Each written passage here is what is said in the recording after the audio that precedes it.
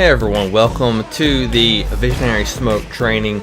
You guys be sure not to miss this, because if you ever come into any problems or any roadblocks, you want to refer back to this training and it should solve most of your problems. So what you want to do is add this YouTube playlist to your bookmarks on your browser so you can easily access this. Otherwise, you won't be able to find it easy. You have to go back to your email. That's difficult. So just right now, go ahead and add this playlist to your bookmarks on your browser so you can access this easily.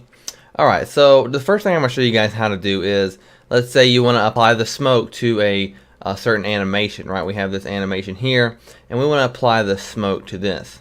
Alright, so what you want to do is go to import the smoke template that you want. I'm just using the standard drizzling smoke here. And then I'm going to grab this composition right here and drag it into our main composition. Alright, and so you can see here that my main composition is a different size than the actual smoke composition. I'm going to show you how to deal with this. So basically what you want to do is go over here to your align window. You want to go to window, align if you don't already see it. And then you just want to make the top left corner match the top left corner of your composition. So we want to click this button and also this button. So now it doesn't really matter what size this composition is. We can just copy our tracking to this composition and it'll be in the same spot. Since position is measured from the top left corner anyway, it doesn't matter how much excess space is left on the bottom right. So we're going to grab our motion null object. We're going to hit Control C or Command C for our Mac people, and let's go over here to particular smoke composition, and then we'll go back to the very beginning. We'll hit Control V or Command V. Then to apply the smoke to this null object, you just want to click on the Controls null object, and this is where you make all the adjustments to the look of your smoke.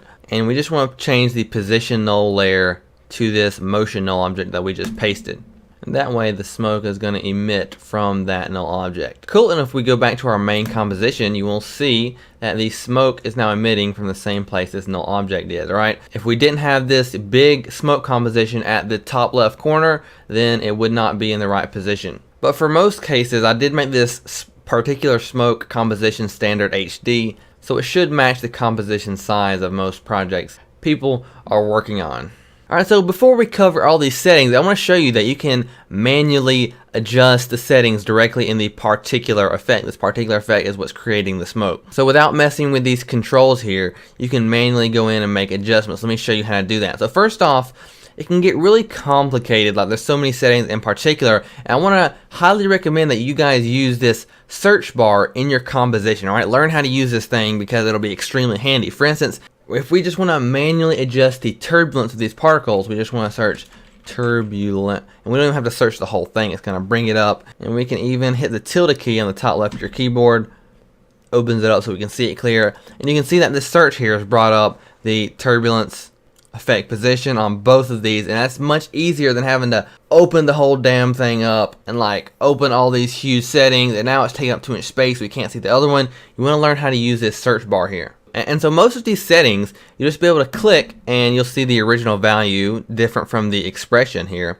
You'll click, see the original value, and you can just change this original value, and it's going to update with the expression adjustments. So on most of these sliders, if you double the original value, you change it from 100 to 200, then it's going to double the expression value as well. That's how you manually make adjustments. If you change the original value and you see this number is not changing, it's because I didn't do the expression quite right. How you can easily fix this is just go to the end of the expression and just hit plus value. Now the value you put in here is going to affect the final value of the expression. So now we can just freely change the value of this expression. Alright, so all I have to do is go to the very end of the expression, hit plus value. Again, that's only if when you change the original value, it doesn't change the number.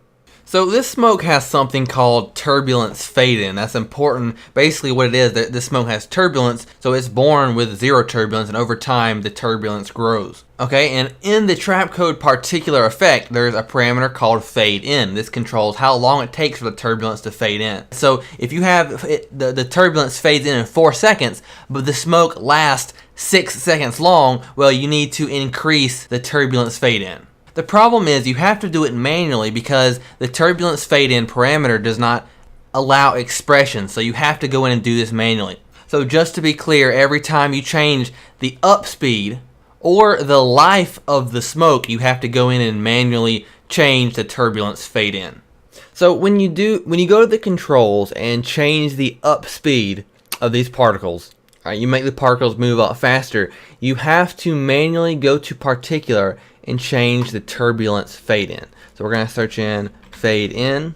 Let's say these particles are in the air for 4 seconds. Well, we want the fade in to last 4 seconds because as the smoke gets older, we want more and more turbulence.